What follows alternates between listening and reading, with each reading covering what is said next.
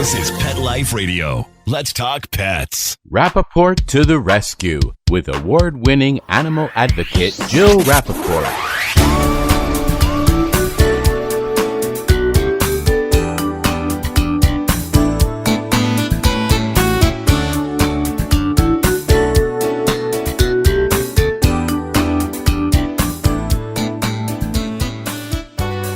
Welcome to Rappaport to the Rescue. I'm Jill Rappaport, and I'm broadcasting today from my hometown in Michigan.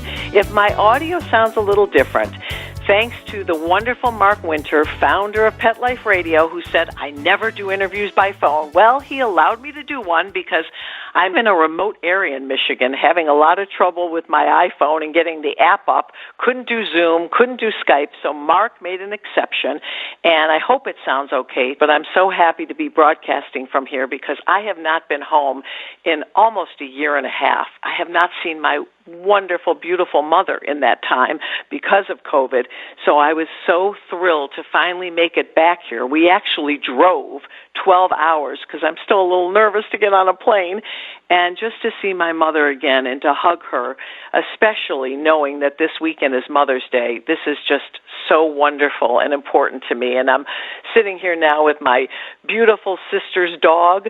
He is a rescue dog, of course. His name is Howard. He's a 100-pound Labradoodle, and if I sound like I'm out of breath, it's because he's bearing all his weight on me right now. He's hugging me, and I'm just thrilled to be home. This is such an important time to be able to see our families again. We've all been vaccinated. You feel free to be able to hug someone again that's been vaccinated. What a freeing, wonderful feeling. And my mother has been the most incredible influence on my life. She's absolutely brilliant. She has her doctorate. She raised me to be strong and independent. She nurtured my love of animals, especially rescue animals. She supported every lovely creature I brought into the house as a child, and I'm just so happy to be able to be here again with her. And again, special thanks to Mark Winter for allowing me to do this by phone. Welcome to the old days, right?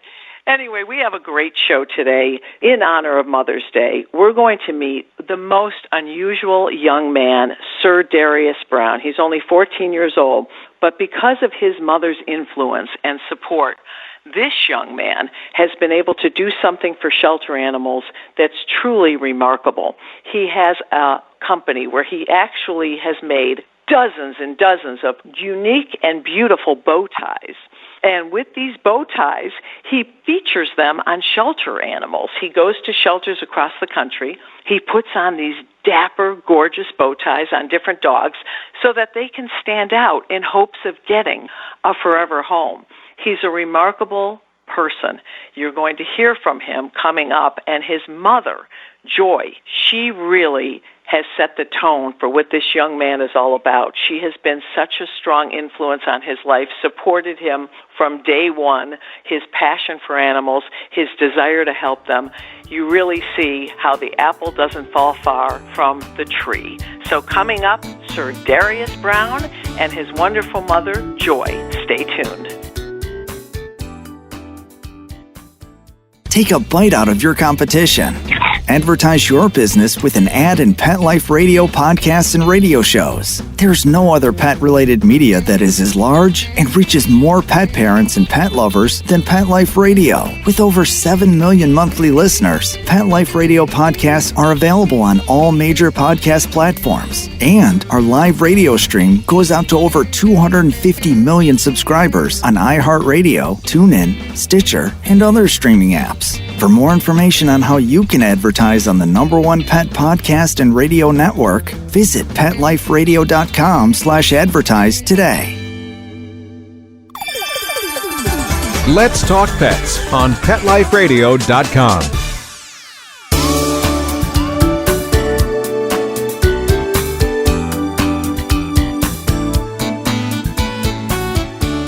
Welcome back to Rappaport to the Rescue. I'm Jill Rappaport. I'm very excited today because my guest is truly a 14-year-old phenom who has devoted half of his very young life to helping shelter animals in need, one bow tie at a time. His incredible creative business is called Bows and Paws. And I am so honored to have Sir Darius Brown here, and he is joined by his wonderful mom, Joy Brown. Welcome to you both. Thank you. Thank you so much for having us. Hello. Thank you so much for having me. Darius, we saw each other not so long ago on my show Dog Bowl, where you were a very important feature on the show. We highlighted you. You were on the set with me. It's amazing to think you're only 14 and you've been at this business since you were 8 years old. Yes, I had this business when I was 8 years old. And tell me how it started, because it's really unique. These bow ties are so beautiful, and you literally make them for as many shelter animals as you can. Tell me how the idea came to be. So I feel like the idea came to be was because my sister, she helped me. Anytime when I would come home, she would be on the sewing machine, always making hair bows.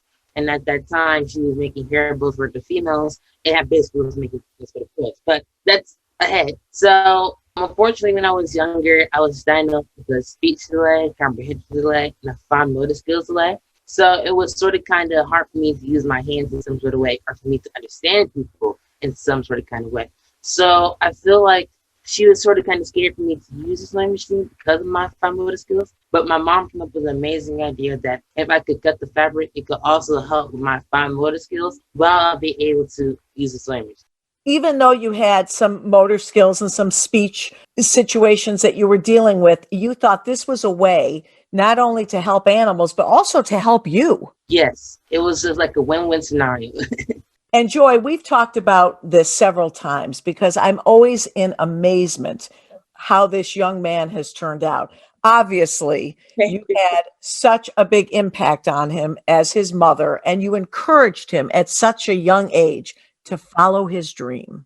So he always, Darius has always had like big dreams. And that when he started, like when his sister was sewing and doing everything that she was doing, he always wanted to do what she's doing, and at sometimes certain things I would have to say, you have to hold back a little bit. But with this, he was just determined to want to sew too. So I just felt like, let him get involved some kind of way. So I was like, here, you could just be her assistant. And then after some months, I was like, go ahead, you can go ahead and sew, because he kept asking. And then he like really took to it. It was like natural for him. He wasn't a master sewer, but he did very, very well with instruction. So yeah, anything that he does, I always push and encourage him to go after his dreams. Like there's nothing that's impossible for him, nothing impossible for him. And that's just like, that's his message too, to those who think they're maybe too young or to do something, or maybe if they are lacking in something or have some form of disability, you can always turn that around and find some positive in it. And Darius, you have always loved animals so much, but how did you come up with the idea of bow ties and shelter pets? So the idea for coming up with bow ties and shelter pets was because of Hurricane Harvey and Irma. Around that time, there was a lot of destruction, a lot of chaos happening, a lot of people dying. And I'll always see on TV that people was getting help. So I had to sit down and think for a minute. How come there was all these people getting help, but there wasn't any dogs or cats or animals being helped? It's like they was just being ignored. So I saw on social media that dogs are being transported from Texas to New York. So I thought that if people are able to dapper, adorable, and cute on both sides, why can't dogs? So I pretty much decided to go to PCA. And while I was there, I donated some of my bow ties, but I learned there that if dogs stay in the shelter for too long, they could possibly get euthanized. And that really hurt me. I couldn't imagine a person being in that same situation and getting euthanized. So I felt like maybe that I need to help these dogs. So I made it my mission to help as many dogs and cats around the world as possible. I wish our listeners could see you now, because I know you're wearing one of your own bow ties. Yes. They're quite stunning and very fashionable. And I have seen firsthand these bow ties that you give out to shelters across the country. They're beautiful. But the idea was not only to highlight the animal, you want people to notice the dog in a different way so that they can have a better shot of getting a home.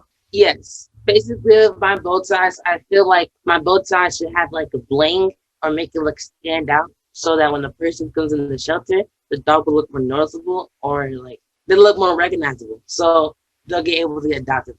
It's amazing. And Joy, how many bow ties would you say that you have given out? How many has this family made and donated? Oh my God. Oh, I know he started with 25. We really wasn't counting, but if I have to like give a number, I know it's been over 1,000. I know it's been over 1,000 over the past several years. Yeah.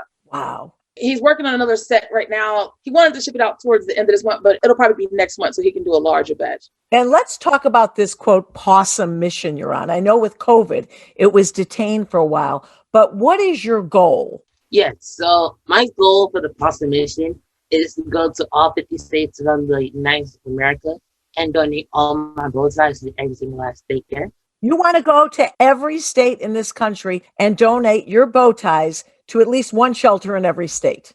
Yes, but it's awesome. Yeah. Wow. Yeah. And then because of COVID, how many did we go to? We did like 8 states. We visited 8 states. And then COVID started and then we couldn't go. And then we had to pivot and figure out what to do. And then he was like, we can mail them. And I was like, that's an amazing idea. Yeah. And you're also involved with the soy dogs. Tell us about that. So just recently I partnered with Soy Dog. And with the Soy Dog has helped me and I helped with them is that I basically giving them some of my bow ties because they rescue dogs who are coming from places that where they're like free or coming from like harsh conditions. So they're going to be put in animal shelters within different states within in the United States and different countries. So I'm giving them some of my bow ties to put on the dogs who go there so that they look more noticeable and it just has that effect. Oh, it's so wonderful. Joy, your son is literally a little celebrity now. He has been on every national show, all the networks, CNN. Every time I read something about him, I'm like, there's Sir Darius Brown again.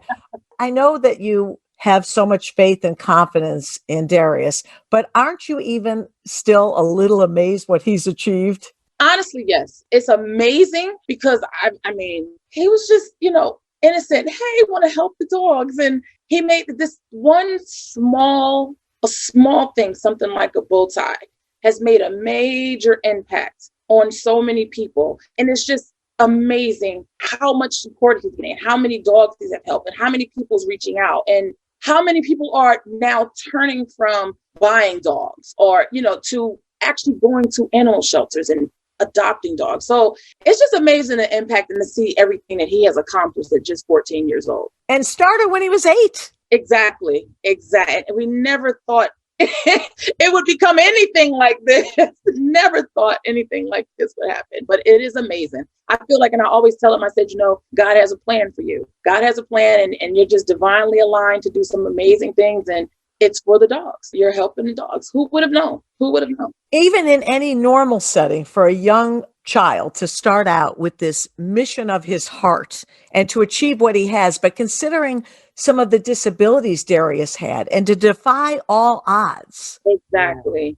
Right. That's amazing. I mean, it was rough in the beginning with, even with me, I never doubted him. It's just, worry because you listen to doctors and this is going to happen. And he had a lot of no's and he can't and he won't be able. And I never really, I heard it, but I never really embraced it. And I said, no, not my son. And I always did everything I could to help him overcome all of those no's and all of those who can't, So to see where he started, to know where he started, to see where he is at now, sometimes I still stop and just cry because it's unbelievable. It's unbelievable. And I'm so proud of him. And obviously you did a real good job with Darius. It says a lot about your mom, doesn't it, Darius? My mom is like my best friend and day one supporter. I feel like she has helped me with so much along with this process, and without her, I wouldn't be. Oh, that's so beautiful. When I tell people I'm interviewing Sir Darius Brown, tell us how you got that name. Were you knighted by the Queen? So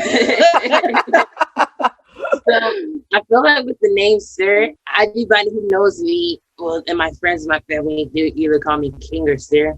I like that. And King was kind of like a little bit more common. So I want to use something different, and I like the name Sir with my name. So I just call myself Sir Darius Brown. Oh, and everybody knows that name now. Well, I just feel so honored to have met you, to have worked with you. And I have to tell you, Joy, last time I sat with Darius, it was about a year and a half ago. I really think your speech and the way you talk now has come a long way, even in the last year and a half. Yes, most definitely. I've seen a lot of growth in him. It's like doing a lot of interviews and speaking and talking, and even like, working from home and writing and reading. Amazing growth. Amazing growth. Amazing growth. I'm so proud of him. He's so determined and motivated. He's an overachiever. I will, not just saying being his mom, just looking at him. He's an overachiever. I always tell him, I wish I can be like you when I grow up.